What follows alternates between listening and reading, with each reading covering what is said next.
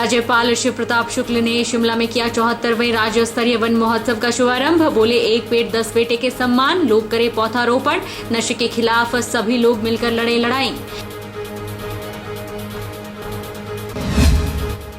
कृषि मंत्री चंद्र कुमार के खिलाफ धोखाधड़ी का मामला दर्ज। पूर्व भाजपा सचिव जय सिंह ने चंबा थाना में करवाई एफआईआर दर्ज। बोले, लाडा का पैसा ज्वाली विधानसभा क्षेत्र में ले जाकर किया खर्च। मंडी में मजदूर संगठनों ने मोदी सरकार के खिलाफ किया प्रदर्शन। बोले, जब से मोदी सरकार बनी तब से मजदूर विरोधी फैसले लिए जा रहे। 2024 में मजदूर संगठन मोदी सरकार को करेगी सत्ता से बाहर। और हिमाचल प्रदेश में 13 अगस्त तक प्रदेश के कुछ एक हिस्सों में होगी बारिश। मौसम विभाग की ओर से प्रदेश में अलर्ट जारी। लैंडस्लाइड की घटनाओं पर भी एडवाइजरी की जारी। नमस्कार, आप देख रहे हैं एच 24x7। मैं हूं जनीशा। हिमाचल प्रदेश वन विभाग और रेड क्रॉस सोसाइटी द्वारा संयुक्त तत्वाधान में 74वें राज्य स्तरीय वन महोत्सव का शुभारंभ राज्यपाल शिव प्रताप शुक्ल ने देवदार का पौधा लगाकर किया। उन्होंने प्रदेश के लोगों का पौधारोपण के लिए आह्वान किया। राज्यपाल शिव प्रताप शुक्ल ने शिमला में 74वें राज्य स्तरीय वन महोत्सव का शुभारंभ किया। राज्यपाल ने कहा कि शास्त्रों में कहा गया है कि एक पेड़ 10 पुत्रों के समान होता है, यानी अगर एक व्यक्ति एक पेड़ लगाता है तो उसको 10 पुत्रों के समान फल मिलेगा। इसलिए हिमाचल की हरियाली के लिए लोगों को बढ़ चढ़ कर आगे आकर पौधे लगाने चाहिए। पर्यावरण संरक्षण को लेकर दुनिया भर में चिंतन चल रहा है और कार्बन को घटाने की बात सभी देश कर रहे हैं। भारत इस दिशा में सबसे आगे है और कार्बन को घटाने का देश कार्य कर रहा है। अब देखिए, इसके ओपन की घोषणा तो मुझे 15 अगस्त को करनी है, लेकिन आपने प्रश्न पूछ दिया और आज मैंने एक न्यूज भी देख लिया था, तो मुझे लगता है कि शनिवार और रविवार ये 2 दिन ऐसे होंगे जिस दिन बाहर से आने वाले लोगों को, हिमाचल वासियों के लिए और विशेष करके बच्चों के लिए भी, क्योंकि बच्चों को और बताना जरूरी है कि हेरिटेज बिल्डिंग्स क्या होती है, ताकि वो आगे बढ़ करके उसकी सुरक्षा कर सके। और उसमें कई चीजें अभी और है, जैसे शिमला समझौता हुआ है, उसका भी एक वो है। जितने राज्यपाल आए हैं उनका क्या क्या दृष्टिकोण रहा है, ये सब दृष्टि से वहाँ के जो वैभव है वो वैभव वहाँ के भवन से है, वहाँ पर जो कार्य हुए हैं उससे है। तो मुझे लगता है कि उसकी सुरक्षा की दृष्टि से भी प्रयत्न करना चाहिए और दर्शनीय स्थल भी बनाना चाहिए। राज्यपाल ने हिमाचल प्रदेश में बढ़ते नशे के चलन को लेकर चिंता जाहिर की और प्रदेश के सभी लोगों को एकजुट होकर नशे के खिलाफ अभियान छेड़ने का आह्वान किया, ताकि युवा पीढ़ी को नशे से बचाया जा सके। इसमें हम सब लोगों को मिलकर के काम करना होगा। अभी आज ही के अखबार में मैंने देखा, ठियोग में एक जलपान केंद्र से 2 किलो से अधिक की हेरोइन बरामद हुई। आज ही मैं महसूस करता हूं कि निश्चित रूप से इस पर ध्यान देना चाहिए और सभी लोगों को मिलकर के, हिमाचल जब एक देवभूमि की कल्पना की जाती है, हम भी कहीं जाते हैं तो हम कहते हैं देवभूमि हिमाचल से आ रहे हैं, तो मुझे लगता है कि उस देवभूमि की पवित्रता को बनाने के लिए अगर इस देश का प्रधानमंत्री, भारत का प्रधानमंत्री भी चिंतित रह सकता है कि नहीं, जैसे मैं जब मिलने गया तो उन्होंने संदेश इस बात का दिया कि हिमाचल की पवित्रता, वहाँ की देवभूमि की पवित्रता बनाए रखने के लिए नशे पर काम करना चाहिए। तो जितने लोग हैं सभी लोगों से मेरा यह आग्रह होगा कि वह सभी के सभी लोग मिल करके नशे के विरोध में काम करें। और सरकार भी यहाँ काम कर रही है, लोग भी अब धीरे धीरे जागृत होकर के काम कर रहे हैं। सबके जागरण से ही नशा खत्म होगा। हिमाचल में मंदिरों में दर्शन करने के लिए अब 1100 रुपए चुकाने होंगे, जो देव आस्था के साथ भक्तों के साथ किए जाने वाला दुर्भाग्यपूर्ण निर्णय है। सरकार के इस निर्णय का भाजपा पूरी तरह से विरोध करती है। पूर्व मंत्री विक्रम ठाकुर ने सरकार से तुरंत इस फैसले को वापस लेने की मांग की है। जिस प्रकार से समाचार पत्रों के माध्यम से ये मालूम हुआ है कि मंदिरों के अंदर बीपीआई दर्शनों के लिए 1100 रुपया जो है वो वीवीआईपी दर्शनों के लिए रखा गया है। ये जो फैसला सुखू सरकार ने लिया है, ये कोई अच्छा फैसला नहीं है। मैं तो ये चाहता हूं कि इस फैसले को वापस लेना चाहिए। धार्मिक स्थानों के अंदर हम इस प्रकार का भेदभाव, वहां पे धर्म के लिए जो लोग आते हैं उनमें हम कुछ लोगों को बीबीआई बोले और कुछ लोगों को आम आदमी बोले, ये कोई अच्छी बात नहीं है। अगर इस प्रकार की व्यवस्था केवल और केवल मंदिरों में ही क्यों है? मैं ये पूछना चाहता हूं सुप्रीम सरकार से कि क्या दूसरे संप्रदाय जो हैं वहां पे उनके धार्मिक स्थानों पे आप इस प्रकार का कोई टैक्स लगा के देखिए, इस प्रकार का कोई कल्चर तैयार करके देखिए, तो पता लगेगा कि किस प्रकार का रिएक्शन वहां के संप्रदाय के लोगों से आता है। एनएचएम कर्मचारियों के उत्पीड़न का मामला अभी सुलझा नहीं था कि प्रदेश के चिकित्सकों ने पेन डाउन स्ट्राइक करने का अल्टीमेटम सरकार को दे दिया है। भाजपा प्रवक्ता विवेक शर्मा ने चिकित्सकों के शोषण को दुर्भाग्यपूर्ण करार दिया और कहा कि चिकित्सकों का आक्रोश प्रदेश को एक नए संकट में डाल सकता है। एनएचएम कर्मचारियों के उत्पीड़न का मामला अभी सुलझा नहीं है कि प्रदेश के चिकित्सकों ने पेन डाउन स्ट्राइक करने का अल्टीमेटम प्रदेश सरकार को दे दिया है। अनुबंध पर कार्यरत चिकित्सकों की सैलरी में 6700 की कटौती कर दी गई है। जो उन्हें नॉन प्रैक्टिसिंग अलाउंस मिलता था, अब नए कॉन्ट्रैक्ट में नॉन प्रैक्टिसिंग अलाउंस हटा दिया गया है, जिससे एक नया विवाद उत्पन्न हो गया है। जबकि भारतवर्ष में लगभग सभी राज्यों में सरकारी क्षेत्र में सेवाएं देने वाले चिकित्सकों को नॉन प्रैक्टिसिंग अलाउंस का प्रावधान है। प्रदेश के चिकित्सक भी मुखर हो गए हैं। क्या प्रदेश सरकार सर्विस कंडक्ट रूल्स में कोई परिवर्तन करने जा रही है? क्या कैबिनेट में इस पर कोई चर्चा हुई है या पूर्व के किसी विधानसभा सत्र में इस पर कोई चर्चा हुई है? सरकार प्रदेश को बताए। क्या नवनियुक्त चिकित्सकों को प्राइवेट प्रैक्टिस करने की अनुमति प्रदान की जा रही है या केवल यह एक पढ़े लिखे शिक्षित युवाओं के साथ रोजगार के नाम पर शोषण हो रहा है? कृषि और पशुपालन मंत्री चंद्र कुमार के खिलाफ पुलिस थाना चंबा में धोखाधड़ी का मामला दर्ज हुआ है। हिमाचल प्रदेश पूर्व भाजपा सचिव एवं हिमाचल SC/ST विकास निगम के पूर्व राज्य उपाध्यक्ष जय सिंह ने यह शिकायत दर्ज करवाई है। कृषि और पशुपालन मंत्री चंद्र कुमार के खिलाफ हिमाचल SC/ST विकास निगम के पूर्व राज्य उपाध्यक्ष जय सिंह ने शिकायत दर्ज करवाई है। अपने शिकायत पत्र में उन्होंने कहा है कि वर्तमान कैबिनेट मंत्री ने अपने पूर्व संसदीय कार्यकाल के दौरान लाड़ा का पैसा जो चंबा के विकास में खर्च किया जाना था, उसे अपने प्रभाव से जिला चंबा से बाहर जिला कांगड़ा के ज्वाली विधानसभा क्षेत्र में ले जाकर खर्च किया गया। उन्होंने कहा कि ऐसे में पूर्व सांसद एवं वर्तमान हिमाचल कैबिनेट मंत्री चौधरी चंद्र कुमार के खिलाफ भारतीय दंड संहिता की धारा 417, 419, 420, 467 और 468 के तहत मामला दर्ज कर जांच की जाए। सदर पुलिस थाना प्रभारी चंबा संजीव चौधरी ने शिकायत पत्र प्राप्त होने की पुष्टि की है।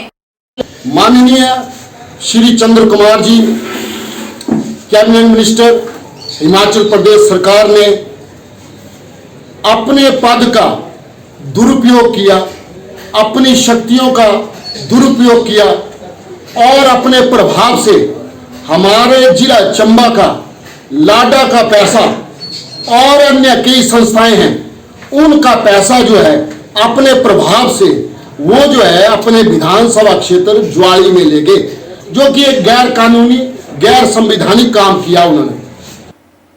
केंद्र की मोदी सरकार की मजदूर और जनविरोधी नीतियों के खिलाफ देशव्यापी संयुक्त ट्रेड यूनियनों के आह्वान पर मंडी में रैली निकाली गई और प्रदर्शन किया गया। इस दौरान मोदी सरकार के खिलाफ जमकर नारे लगाने के साथ ही यूनियन ने हिमाचल की कांग्रेस सरकार को भी समस्याओं को हल करने को लेकर चिताया है।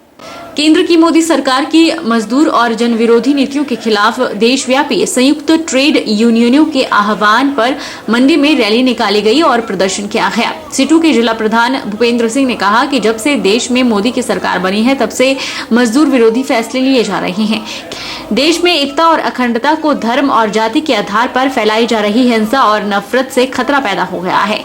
उन्होंने हिमाचल की कांग्रेस सरकार को भी चेताया और कहा कि 9 महीने पहले हिमाचल के मजदूरों ने आपको सत्ता में इसलिए बैठाया था कि मजदूरों के हक में फैसले लेते, लेकिन आउटसोर्स कर्मचारियों को लेकर सरकार कुछ भी नहीं कर रही है।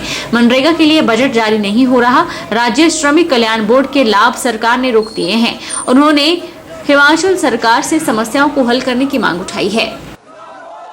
देश के अंदर मजदूरों को, किसानों को, आम जनता को धर्म के नाम पे, जाति के नाम पे, क्षेत्र के नाम पे लड़ाने का जो काम है वो कर रही है। एक ऐसा माहौल पूरे देश में खड़ा कर दिया गया है कि एक मजदूर दूसरे मजदूर को जाति के आधार पे, धर्म के आधार पे उसका मार काट करने के लिए तैयार हो रहा है। और ये नीतियां मोदी की, RSS की जो नीतियां हैं, उनका परिणाम है।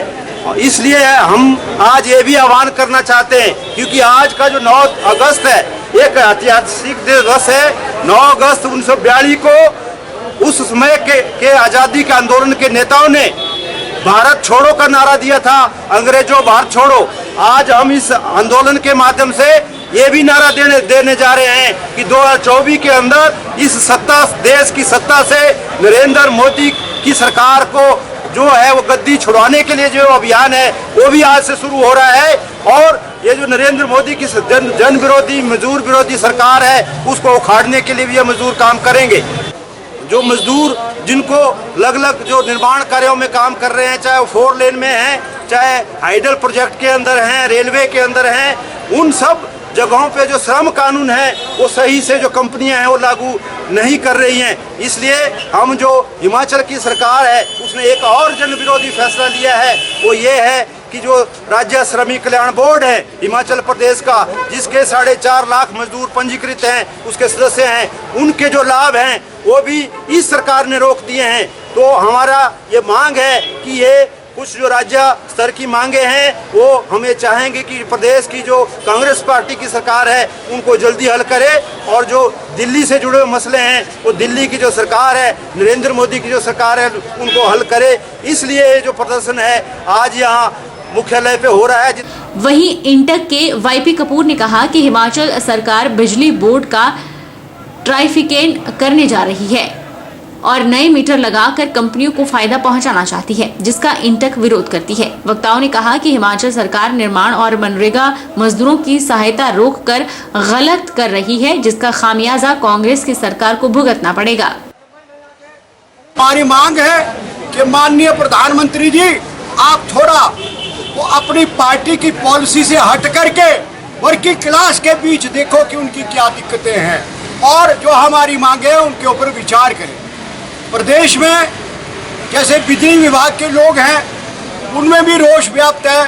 हमारा हिमाचल सरकार से अनुरोध है कि उनसे बातचीत से कोई रास्ता निकाला जाए। बिजली विभाग में ही स्मार्ट मीटर की जो स्कीम चली है, हमारा सरकार से अनुरोध है कि वो चुनिंदा शहरों में, क्योंकि 300 यूनिट तक तो बिजली फ्री है, तो मीटर किसके लिए होगा, स्मार्ट मीटर के ऊपर खर्चा ना किया जाए और जो हमारे उसमें वर्क कर रहे हैं मीटर रीडर ठेकेदारों के थ्रू उनको बहाल किया जाए और डेली वेजेस का दर्जा दिया जाए। ये हमारी मांग है। इसी तरह से हमारी मांग है कि हिमाचल प्रदेश में जो मनरेगा कर्मचारियों के और आंगनवाड़ी कर्मचारियों के जो लाभ थे उनको बहाल किया जाए, क्योंकि हमें उनको इवन पेंशन का भी प्रावधान था और उनको मेडिकल सुविधा थी और साथ में परिवार को बच्चों के पढ़ाई के लिए सुविधा थी और बहुत सारी सुविधाएं थी। तो सरकार एक वर्किंग क्लास के हित में है। जब इन्होंने ओपीएस जैसी स्कीम को लागू किया, हमारी पुरजोर डिमांड है कि वर्किंग क्लास की फेवर में ये बातें करे सरकार, क्योंकि हिंदुस्तान में एक बात साफ है, जो वर्किंग हित में बात करेगा वही इस देश और प्रदेश में राज करेगा। बिलासपुर में मजदूर संगठनों ने बढ़ती महंगाई, बेरोजगारी और श्रम कानूनों की अनदेखी सहित अन्य मुद्दों के खिलाफ सड़कों पर उतरकर नारेबाजी की। उपायुक्त के माध्यम से राष्ट्रपति और मुख्यमंत्री सुखविंदर सिंह सुक्खू को ज्ञापन भी प्रेषित किया है।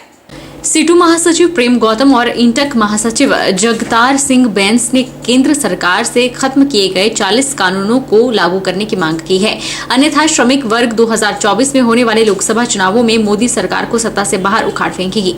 उन्होंने प्रदेश सरकार से 23 फरवरी 2023 को जारी अधिसूचना को वापस लेने की मांग भी की। इन नेताओं ने इसके अलावा सरकार से आवश्यक वस्तुओं की कीमतों में वृद्धि को रोकने के लिए तत्काल उपाय करने और न्यूनतम वेतन के रूप में 20,000 तय करने, श्रम कानून में संशोधन को रद्द सहित अन्य मांगों पर गौर करने की मांग की है। भारत छोड़ो आंदोलन की सालगिरह के मौके पर ये पूरे देश में प्रदर्शन किए जा रहे हैं, जिसमें प्रमुखता से केंद्र सरकार से ये मांग की जा रही है कि जिस तरीके से पूरे खुले तौर पर निजीकरण की तरफ देश को धकेला जा रहा है उसको बंद किया जाए, और जो 4 लेबर कोड के नाम पर मजदूर वर्ग को गुमराह करने की और उसके हकों पे डाका डालने की कोशिश हो रही है उसको बंद किया जाए।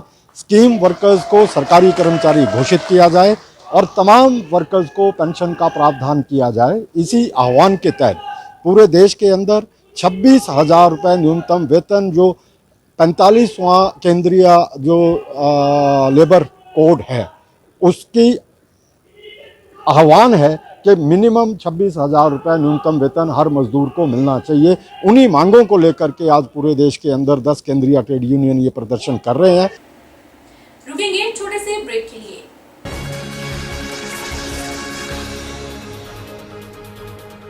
प्राचीन एकादश रुद्र मंदिर में 44वां श्रावण मास महोत्सव 16 जुलाई से लेकर 15 अगस्त तक बड़े ही हर्षोल्लास व आस्था पूर्वक मनाया जा रहा है। उपायुक्त मंडी अरिंदम चौधरी ने मंदिर पहुंचकर विधिवत पूजा अर्चना कर अखंड ज्योति प्रज्वलित कर श्रावण मास महोत्सव का आगाज कर दिया है। कार्यक्रम की रूपरेखा इस प्रकार से है। 16 जुलाई से लेकर 14 अगस्त तक लंगर प्रतिदिन 11:30 बजे से लेकर 1:30 बजे तक आयोजित होगा। रामायण पाठ प्रतिदिन रात 8 बजे से 9 बजे तक चलेगा। 17, 24, 31 जुलाई और 7 व 14 अगस्त को भजन प्रत्येक सोमवार शाम 6 बजे से 7 बजे तक आयोजित होंगे। आर्ट ऑफ लिविंग संस्था के द्वारा 24 जुलाई को शाम 5 बजे से 6 बजे तक अमृतवाणी का आयोजन होगा। 16 जुलाई और 13 अगस्त को शाम 6 बजे से 7 बजे तक साईं भजन आयोजित होंगे। प्रत्येक मंगलवार को प्रातः 11 बजे से 1 बजे तक सुंदरकांड पाठ का आयोजन होगा। सोमवार 14 अगस्त को रात 9 बजे से 12 बजे तक भजन कीर्तन का आयोजन होगा। 15 अगस्त को सुबह 8 बजे से रुद्राभिषेक व चंडी पाठ, प्रातः 10 बजे हवन प्रारंभ होगा और दोपहर 12 बजे पूर्णाहुति होगी। दोपहर 1 बजे से शाम 5 बजे तक भंडारे का आयोजन होगा। ओम नमः शिवाय। यह मंत्र जो है भगवान शिव का जो है एक विशेष मंत्र माना जाता है और बहुत अमोघ मंत्र है। इसमें बहुत अमोघ शक्ति है। इसमें 11:30 से 1 बजे तक लंगर, जितने भी लोग आते हैं सबको जो है प्रसाद यहाँ बढ़ता है। ये निरंतर व्यवस्था है। और सोमवार, हर एक सोमवार को आर्ट ऑफ लिविंग का जो है 6 से 7 बजे तक भजन, 24 तारीख को अमृतवाणी का पाठ होता है और सत्य साईं बाबा का जो है भजन 2 दिन उनका भी रखा गया है। सभी लोगों से यही निवेदन प्रार्थना है कि आए, भगवान का नाम का जितना भी समय लगे उसमें बैठ कर के जप करें।